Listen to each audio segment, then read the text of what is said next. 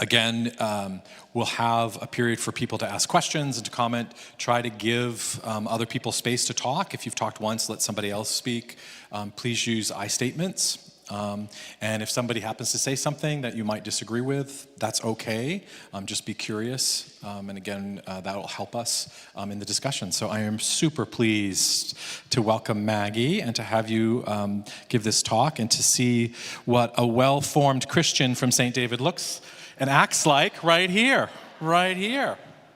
So I think if you want to use this, I don't know if this is, why don't you start with this if it's okay. Bruce, did you take the ear mic that I said here? Okay, I'll use this one. Okay. The lectern? Perfect. Okay. Perfect. Great, thanks, Maggie. And I'm loud. You all know that. So, hi, everyone. Hello. Thanks for having me at church today to do a 30 good minutes. I know a lot of you, but for those of you who I don't know, I grew up going to this church. You probably know my parents still go here. We started going here when I was 8, and all the jokes about cake today were reminding me that the first Sunday we ever came here, which was during when the first Reverend Stephen was here, I think it was Father Johnson's birthday, and there was cake. And my parents were like trying to find a new church, and my brother was like, I like this church, we need to come here, they have cake. So we've been going here for a good long time, and I think that one of the things I wanted to talk about today was how growing up in the culture of this church in St. David's, I think, has impacted a lot of the things I've chosen to do after I left Ashburn and left St. David's. And so just a little bit about my sort of background here at St. David's. Going on the Reach mission trips, which a lot of you might be familiar with, was, I think, a big part of my Christian formation. We used to go as the youth group. It was a service trip where you would do work on people's houses in different parts of the country. And apart from being a lot of fun, I think it instilled a lot of good values in me and my brother and the other people who went on these trips. I think there's a real culture of service at St. David's that had a big impact on us. And I think the other thing that was really important that we learned from going on Reach was seeing value in loving people who are really different than you. We usually went on these trips to parts of the country that you're probably not usually going to, like rural West Virginia or the mountains of Tennessee, or places that you might not otherwise find yourself. And getting to know and get close to people who are really different from us, both the people whose houses we would be working on, and the people who were from the other churches all around the country. So I think that was a really important formative experience in my life, and something I'm grateful that this church gave us the opportunity to do back in the day. And so what I'm going to talk about today is kind of what I've done in my professional life since I've left St. David's, which has kind of been focused on two topics that I think are sort of timely with what's going on in the world right now, and that's my time living and working in the Middle East, and my current job now where I work with immigrant populations in New York City. And there's been a lot about both of these topics in the news lately. But something that I think about a lot is I go to a church in New York City, an Episcopal church, and they did a sermon a couple of weeks ago talking about that verse from the Bible that we've all heard and is in a lot of songs, and it says, seek justice, love mercy, walk humbly with your God. And there was this really compelling sermon about what does that really mean in our world today to seek justice, love mercy, and walk with God. I don't think I'm a perfect Christian at all. I have a lot of questions about religion, and I have a lot of questions about Christianity, but something I really don't question is the example of the life of Jesus.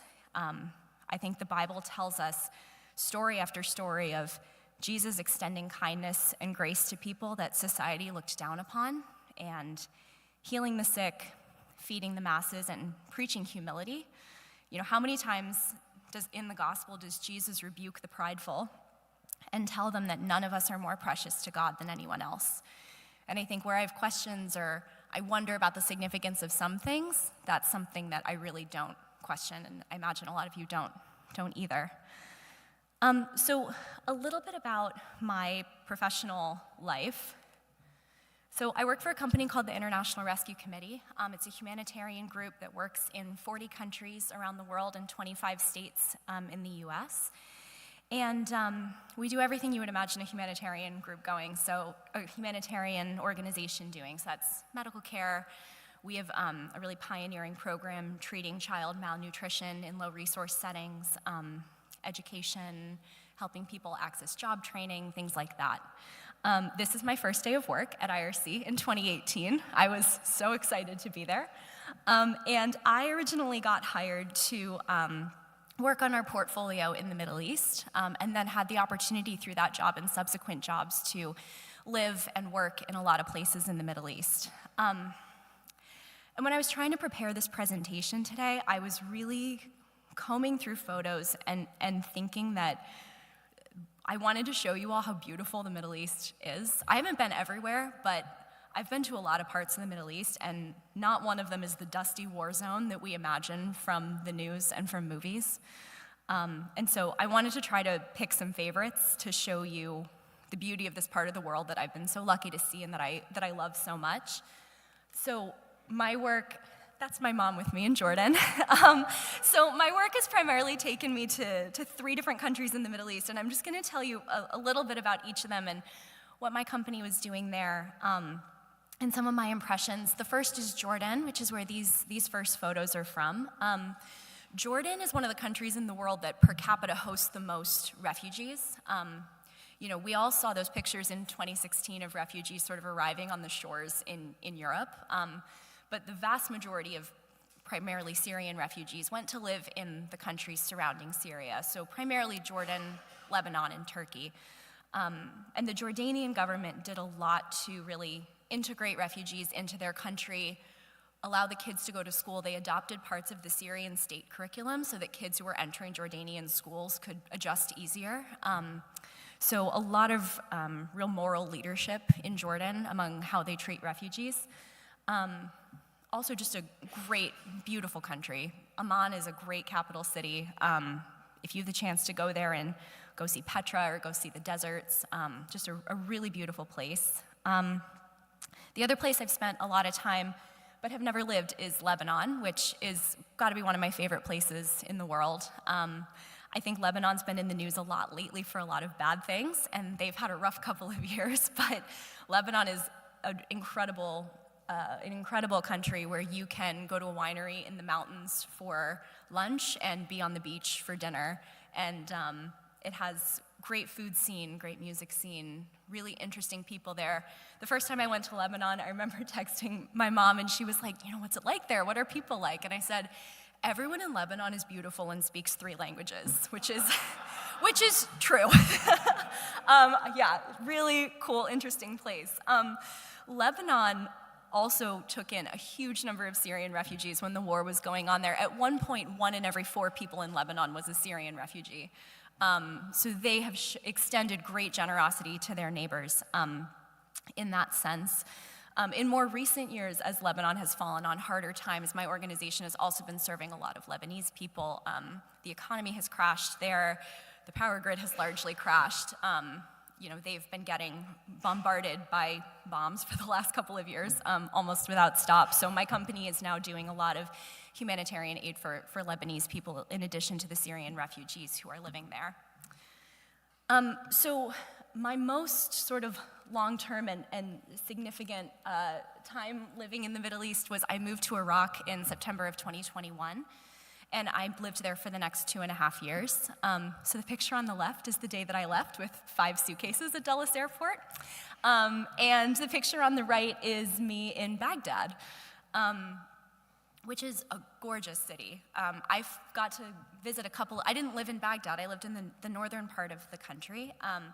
But I got to visit Baghdad a couple of times for work events and meetings, and got to tour around the city a little bit, and I felt so lucky, especially as an American, to get to see that city. I think it's a place that most of us probably have not been, or if we have, maybe it was in a military or a diplomatic context where it was difficult to just walk the streets like a normal person and kind of see the tourist sites and drink pomegranate juice and chat with people.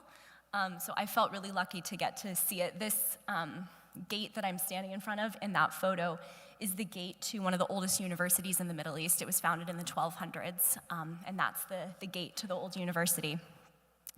So what's going on in Iraq these days and when I lived there? So when I moved there in 2021, sort of most recent period of upheaval that country had been through was the Islamic State taking over a good portion of the northern part of the country. ISIS had fallen 3 years before I got there, and so a lot of things had recovered, but I think psychologically and in terms of physical infrastructure, a lot of things were still really damaged from that time. I think that it's interesting to think about, like, I think when we hear about some of these places in other parts of the world, we don't always understand, like, how big of a city we're talking about, or something like that. So I remember hearing on the news, like when I was in college, that the Islamic State had taken over Mosul. And I was like, well, I don't know where Mosul is. Like, that doesn't mean anything to me. And when I moved to Iraq, what I came to understand was that Mosul's one of the 3 major cities in Iraq. It's a big cultural hub. It's like Chicago being taken over by the Islamic State in terms of the number of people who live there and the sort of cultural and political influence that city has on the rest of the country. So it was, I think, living there gave me a different perspective on some of those things that they had been through and that happened. So my company primarily was working with people who were living in displaced persons camps throughout Iraq, which was largely people who had fled when the Islamic State took over their town. A lot of those people are still living in camps because their town is in rubble, or they can't go back for different political or social reasons. So we were doing a lot of healthcare, education, legal assistance for people. A lot of people had problems such as, if you were living in the area controlled by the Islamic State, they would have issued you your child's birth certificate, which is not valid anymore, and so you don't have anything to prove that your child belongs to you. Things like that, these sort of logistical things you don't think about when that kind of thing happens in your city. So I was in charge of fundraising and the money and kind of all the back-end stuff, but I got to see a lot of interesting parts of the country and meet some really incredible people. So my next set of photos, just wanted to illustrate again what a beautiful place Iraq is. The photo in the middle is the mountains in northern Iraq's very mountainous and green. My friends and I used to go hiking and camping a lot.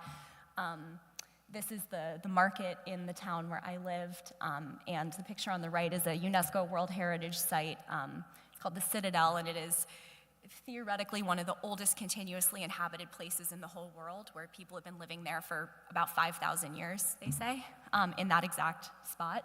If any of you are big history nerds, as I am, Iraq is the greatest place in the world to live because it's so much of human history happened there. You can go see, I remember learning in school that Abraham from the Bible, was born in the city of Ur, which is in Iraq, and you can go see the ruins of the city of Ur. That's crazy to me, just the scale of history in this part of the world. My last photo, did I put additional photos? Okay, so my mom came to see me when I lived in Iraq, which was so much fun.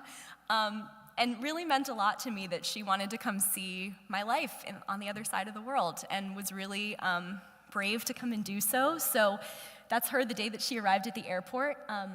In the middle, I wanted to show her my life there, which was really normal and full of people who became part of my community. That photo in the middle I love. That's the place where I used to buy fruits and vegetables, and the guy who owned that store, if I would go in 1 week, he would tell me, don't get oranges this week, they're not that good, they're too expensive, get something else.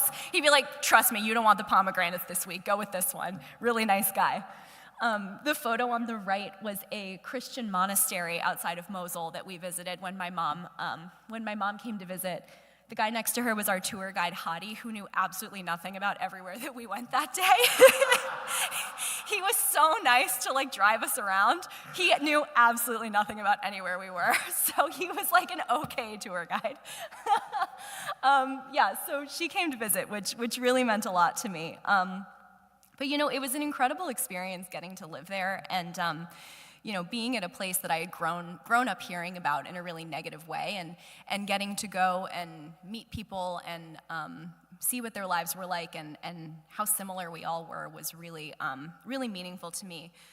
And I won't expound on this too much because I'm by no means an expert in the Islamic religion, but I did live in Muslim majority countries for a long time, and I think something that I didn't really appreciate or understand much until I lived there was just how much similarity there is between the Muslim faith and our faith.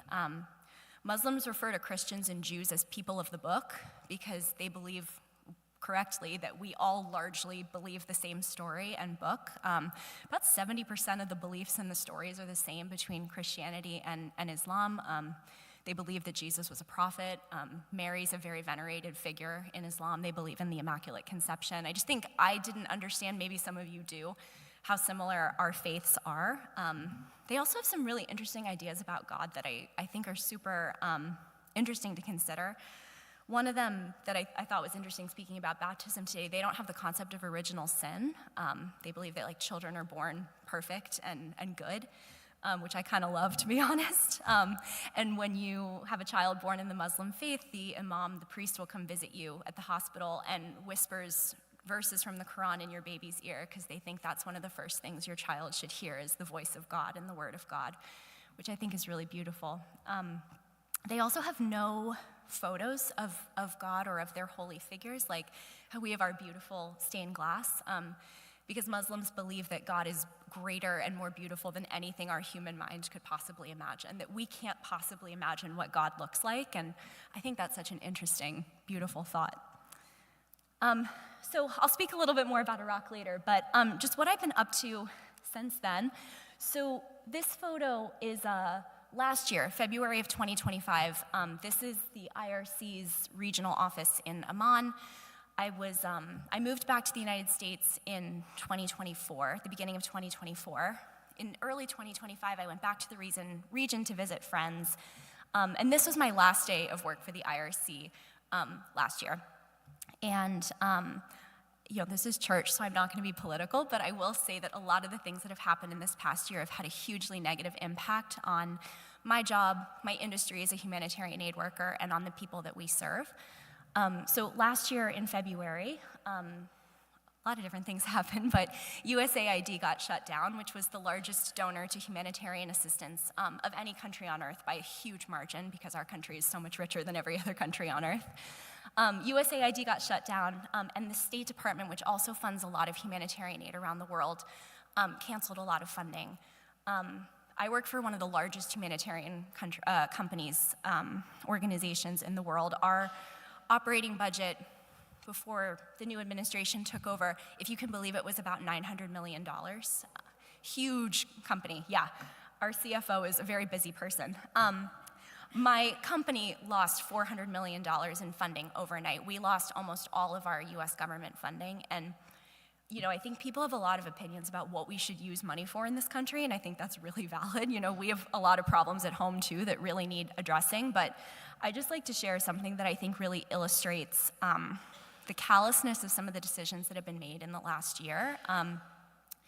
The State Department, when all of this was happening, came out with a statement and said, okay, all of you who are doing humanitarian aid that we're funding around the world, if you're funding programs that are life-saving, send us a waiver request and we'll approve it and we'll keep sending you money. So I don't know the specifics for my company, but a friend of mine works at Save the Children, which is a similar organization, and she was involved in this process.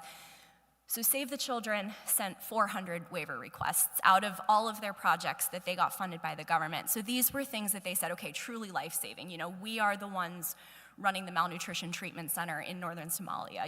We're the ones operating this hospital in, Gaza or whatever. They sent 400 waiver requests and 2 got approved out of all of them. So I think that it's, we're the richest country on earth by a long margin ahead of everyone else, and I just think it's worth noting that we have reduced by about 95% the amount of humanitarian aid we're giving out to other countries around the world. So I think from a Christian charity perspective, I think that that's important, and I also think if we're not motivated by that, I think there's an important soft power diplomacy component of humanitarian aid that we now kind of don't have in our toolbox. So I just want to note that. So I got laid off. This was my last day of work, which was really emotional to be actually in Jordan, where I felt like so much of my life as a humanitarian aid worker had happened. And this is a little mural on our wall that just felt that day especially poignant to me. So I bartended for 6 months, and then I got rehired by IRC in a different capacity once things had kind of leveled out a little bit. We're a smaller company than we are now, but we're still fighting the good fight. So what I do now is I work for our local office in New York City. So IRC has a large international component. We work in 40 countries around the world: Afghanistan, Ukraine, Gaza, everywhere. We also work in cities in the United States where since the 70s, we've been a refugee resettlement agency. So what that means, there's a lot of different ways that people come to live in this country as immigrants, and one of the mechanisms for that is the refugee admissions process, which is run kind of jointly between the State Department, the Department of Homeland Security, and the United Nations. And so when people have to flee their homes, they get registered with the United Nations often as a formal refugee. That's a legal status. And less than 5% of those people get selected for various reasons to be resettled to a third country. So most people, when they have to flee their homes, they end up living in a neighboring country. So, Turkey, Jordan, Lebanon, Iraq. In the case of Syrian refugees in East Africa, Uganda, Kenya, they host a lot of refugees. But a small number of people get resettled to a third country. And when people come to the United States, they undergo a process that takes about 5 years, where the government digs into everything you've ever said, done, eaten, everyone you've ever talked to, this really intensive vetting process that people go through. They move to the United States, and then organizations such as mine are contracted by the government to pick people up at the airport, help them find housing, help them get their kids enrolled in school, kind of do all those things that you would need to do if you were moving to a new country. So what my company does is works with refugees and works with people with all different types of immigration status, we do free English classes, we do job training, we help people get housing, everything that you would need. And I'll just speak a little bit about the way that my organization and we've seen our clients impacted in this last year. Which, again, I don't want to be political, but this is just on the ground what we're seeing and the way that people are being affected by it. So last year in February, when the new administration took over, the refugee resettlement system was shut down, so no one's being let in anymore. That's an executive branch determination where the president gets to decide how many refugees are admitted to the country every year. And it sways depending on people's political priorities, but generally the number is around 50,000 a year, which sounds like a lot, but if you think about how big our country is, it's not all that many. So the new administration has lowered the amount of people let in from, I think in the last year of the Biden administration, it was 80,000 people a year. Now it's 5,000 slots. And most of those slots are reserved for Afrikaners from South Africa. So there's a real kind of clear agenda there of who's being prioritized, which is kind of interesting because Afrikaners from South Africa are not actually legally refugees, but we're letting them into the country through the refugee system. So I just think that's worth noting. I'd also like to just point out that another group of people who comes in through the refugee admission system are people who have special immigrant visas, which is a special type of visa reserved for people who were translators and helped our military in Iraq and Afghanistan. So those people have also been shut out through the decisions this administration has made, which I think all of us, no matter what we think about immigration, can probably agree that we made promises to those people that now we're not living up to. So the ways we've been seeing our clients impacted this year, I'd say there are 3 main ways. Immigration policy has changed a lot this past year, both in sort of dramatic ways that you're seeing on the news, like people being detained in violent ways, and in quiet ways that I think nobody really sees but really makes people's lives harder.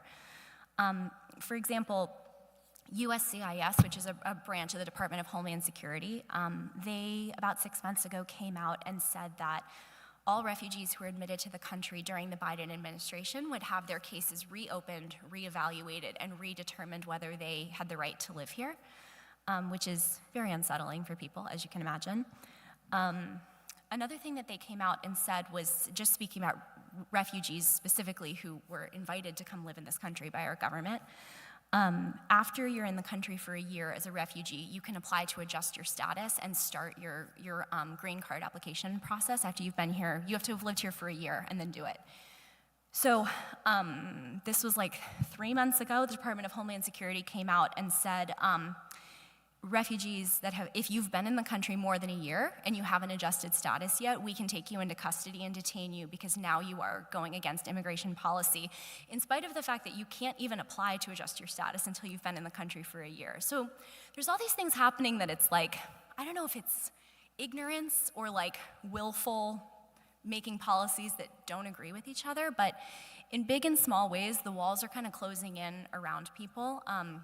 The citizenship test has been revised and made harder. The application fees for everything have increased like 10 times what they were before, so trying to kind of economically shut people out from being to access legal pathways to immigration. Another thing that's been happening is we have a team of immigration lawyers, and one of the things that they do is they file a Freedom of Information Act request to get their clients' whole citizenship like file and record from the government to help inform their case when they're going before court. And what they've been telling me is that they're getting the files back more seriously redacted than ever before. So they'll get the files, but like 80% of it will be blacked out so that it's basically unusable. So little things like that are never gonna make the news, but like make it harder for people to access these pathways to stability. Another thing that we're seeing is really difficult economic circumstances that people are under. We have a lot of clients who were in this country with legal status and had work permits that have now been revoked. So people who had temporary protected status, people who came in through different humanitarian parole programs. You don't have a work permit anymore and suddenly you don't have a job. That's a really difficult situation to find yourself in. So we're seeing a lot of that among our clients. And the last thing Go one more thing, and then I want to have some time for them to ask you some questions. Okay, sorry, I could really go on for a while. Anyways, people are having a rough year, and I think that we're seeing that with a lot of our clients. The last thing that I just want to say, I was thinking a lot about like kind of what I wanted to get across in this talk, and the main thing that I kind of wanted to share was that I think when we see things on the news, I hope that we keep in mind that the people who are being affected by it are real people just like us. And when I lived in Iraq, the best part of my life there was my friends who were from all over the Middle East. This picture on the left is, I hosted Thanksgiving at my house one year that I was there. I had like 30 people over. And some of my friends that you can see in these photos, the guy standing up, my friend Mo, he's from southern Lebanon. His parents had to flee their village a couple weeks ago because it's getting bombed by Israel. Like, this is one of my best friends, and his mom is like on the phone with him crying as they're fleeing their house. Like, this person on the right, my friend Omar, he's Iraqi, one of my best friends when I lived there. Omar and I became friends because I broke my ankle very soon after I lived there, and he was the one who drove me home and physically carried me into my house, and we didn't know each other that well. One of my greatest friends, and I just wanted to share this. So I was texting him the other day because he was just in Beirut on a work trip, and I was like, "Are you okay? There's been so much happening in Beirut." And he sent me this message that he was hanging out with our friend Kareem at this friend of ours who I knew in Lebanon.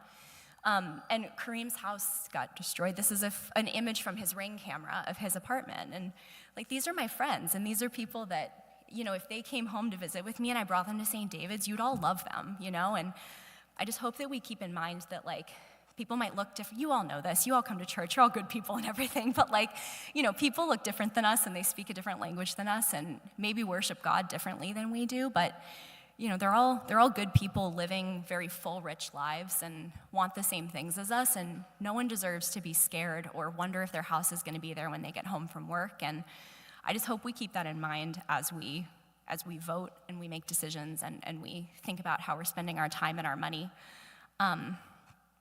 Because I love the Middle East so much, and I love the people that I get to work with at work, and I didn't feel like there was a way to talk about this without touching upon what's been happening in the news lately. So I just appreciate you guys hearing me and hearing my heart on this, and I think, yeah, if you ever have the opportunity to visit any of these places, maybe not right now, but like, maybe not right now, but like give it a couple months, I would really urge you to do so. And I should have put a timer on myself, but I'll pause here. Yeah, no, good. Excellent. Thanks. Thank you.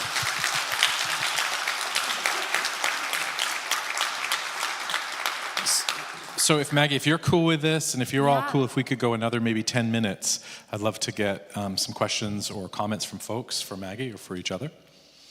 How can we help?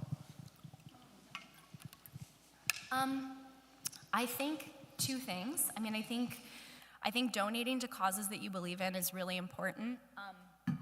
I think there's kind of big famous organizations, but I think a lot of humanitarian work is done by local organizations on the ground, and I'm always happy to make a recommendation of what a reputable place to donate to might be.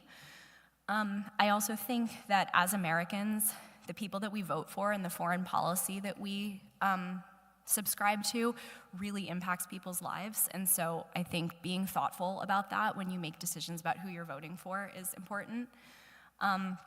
And I also think just spreading the Christian message of love and acceptance in conversations that you have with people when things come up, I think that goes a long way to say, no, actually, I don't agree with you on that, and I think, whatever. I think having a way to respectfully and gently share our views as Christians is important, and sometimes the Christian message is being used for not so kind things in our country sometimes, and I think being a voice of loving and accepting Christianity is really important, and I think those one-on-one conversations really can change hearts.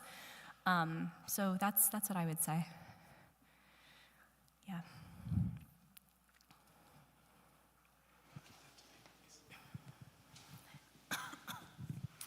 How do you protect your own heart in the midst of all this heartbreak? Yeah, I've been really sad lately with the things that are going on in the Middle East, especially, worrying about my friends and all of that. I don't know, I really do believe that God has a bigger, better plan for the world than we can see, and I like to think that if we look at individual events, it looks really bad, but if we zoom out and look at the big picture, we see so much of God's grace. I think for every person blowing something up, there's somebody rushing in to help. There's 10 people rushing in to help. And I think that's what I try to focus on. I remember a couple years ago I think it was on Easter, when Reverend Mary Kay was here, and she gave this sermon, and she said something along the lines of, evil and death will never have the last word. And I think about that a lot, is that that's never the end of the story. You see the terrible thing, and then what you don't see is like 20 people rushing in and trying to help and making it better. I mean, all of my coworkers in Iraq were Iraqi. They were all people who wanted children in their country to grow up with good schools and clean water and all the things that children deserve to have. Most of our workforce was Iraqi people working to make their country better after all these hard things that have happened there. And that's the piece of it that I focus on. Not as much a question as much a comment of something you said. Mr. Rogers, someone I turn to in weird times, always said what his mom said, which was look for the helpers. As everything goes crazy in the world, it is important to not only look for the helpers, but also thank them. So thank you for everything that you've been doing. Thanks.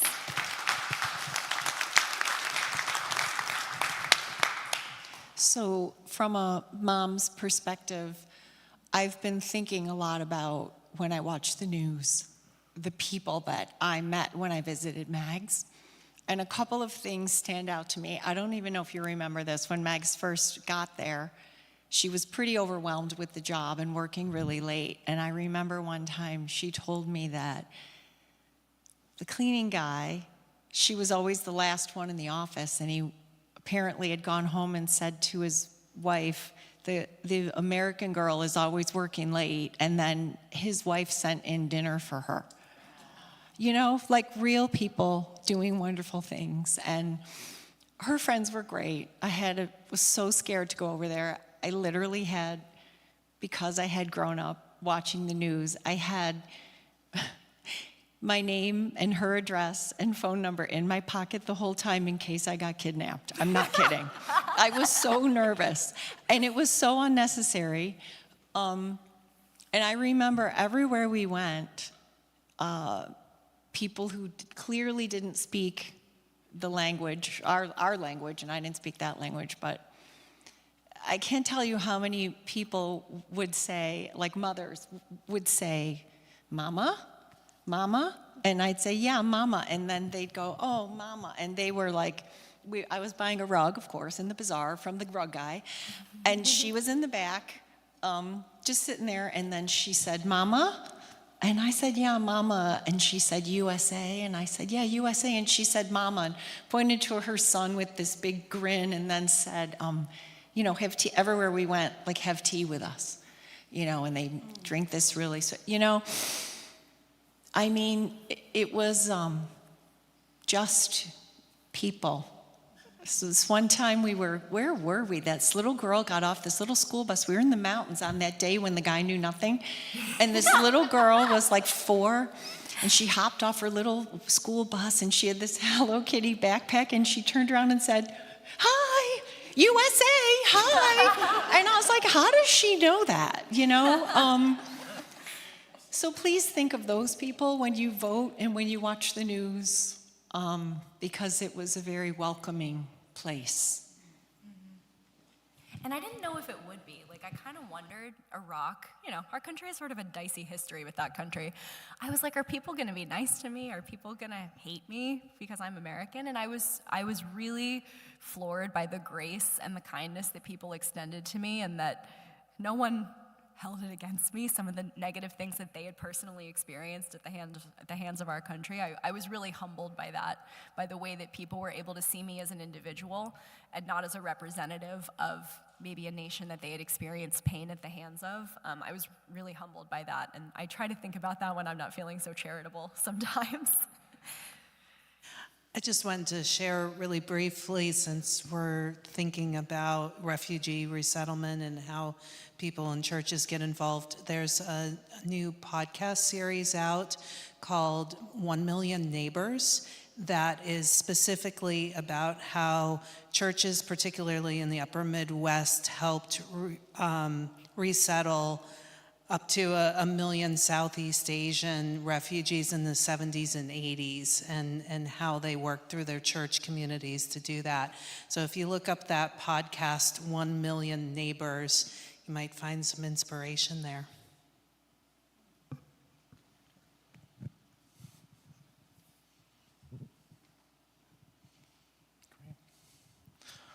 Thank you. Thanks. Just excellent. Excellent. Thanks. Thank you. Thanks. Reverend Stephen, if I can just say one more thing, I also just want to say I feel like I owe such a thank you to the community here at St. David's, and I think that we have such a special, unique community here, and I think every job interview I've ever had, there have been like people at St. My mom would be like, all the teachers at the preschool are praying for you this morning with your job interview, and you know, people would, you know, I would sometimes wake up in the morning in Iraq and like something had happened that had made the news in the US, and like 10 people from St. David's would have texted me and been like, I hope you're doing okay, I'm praying for you. Like, I'm so grateful to the community that we have here, and the example that I think I was raised with growing up here in this church, and the way that we all support each other. So I just have to say thank you for that.